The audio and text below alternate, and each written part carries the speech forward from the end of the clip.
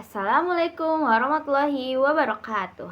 Halo kakak mentor, kakak coach, dan teman-teman batch 9. Perkenalkan, nama saya Selvina Maharani atau biasa disapa Ara.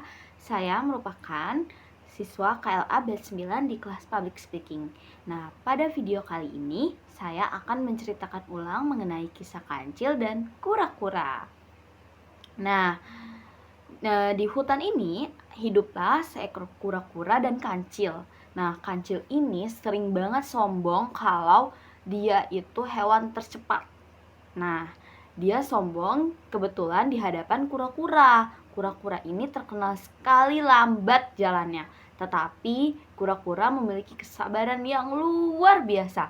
Nah, pada suatu hari, dengan kesombongannya, kancil pun mengajak kura-kura untuk lomba lari, untuk bertanding.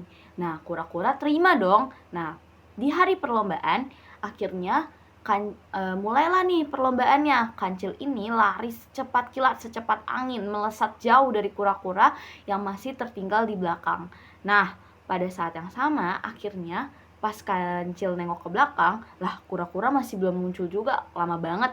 Nah, kancil ini merasa pede nih, dia bakal menang. Akhirnya kancil pun di tengah-tengah jalan, di tengah-tengah hutan, di tengah-tengah perlombaan, dia tuh tertidur sebentar karena merasa kura-kura tuh bakal lama banget jalannya dan dia tuh tetap akan menang. Tapi ketika dia bangun, dia kaget sekaget-kagetnya kalau ternyata kura-kura udah hampir sampai di garis finish. Akhirnya kancil berlari secepat kilat tapi terlambat. Akhirnya kura-kura yang menang.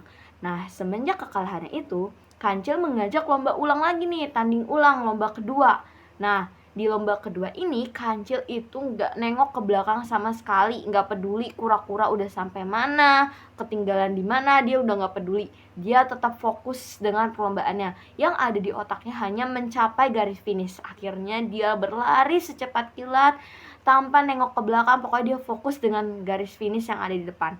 Nah, di lomba kedua kancil menang.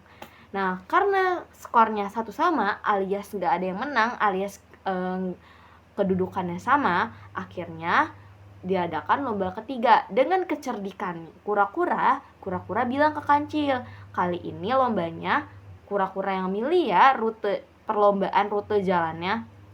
Nah, hal ini disetujui oleh kancil. Nah, akhirnya pas di perlombaan nih, jalan kancil dan kura-kura. Nah, kura-kura sengaja milih jalur yang ada melewati sungainya karena tahu kancil nggak bisa berenang, kancil nggak akan bisa melewatinya. Nah, di perlombaan ketiga, kura-kura menang dengan kecerdikannya. Nah, kura-kura bisa melewati jalur sungai itu dengan berenang, sedangkan kancil tidak bisa. Nah, akhirnya mereka ini sama-sama merenung kalau ternyata setiap orang ada kelebihan dan kekurangannya masing-masing. Akhirnya diadakan lagi lomba terakhir atau lomba keempat. Tapi di lomba keempat ini mereka sepakat untuk bekerja sama. Nah, akhirnya di alur darat kancil menggendong kura-kura. Nah, pas sampai di alur air atau jalur sungai, kura-kura ini menggendong kancil dan akhirnya mereka berdua sampai di garis finish bersama-sama dengan hasil yang sama, yaitu keduanya menjadi pemenang. Nah, pelajaran bisa diambil adalah bahwa kita tidak boleh sombong dengan kelebihan yang kita punya karena setiap kelebihan ada kekurangan. Nah, yang kedua, kita harus fokus dengan tujuan kita. Misalnya misalnya seperti kancil fokus untuk menang, maka kita harus fokus dengan garis finish yang ada di depan kita. Kita nggak usah nengok-nengok ke belakang atau melihat pekerjaan orang lain.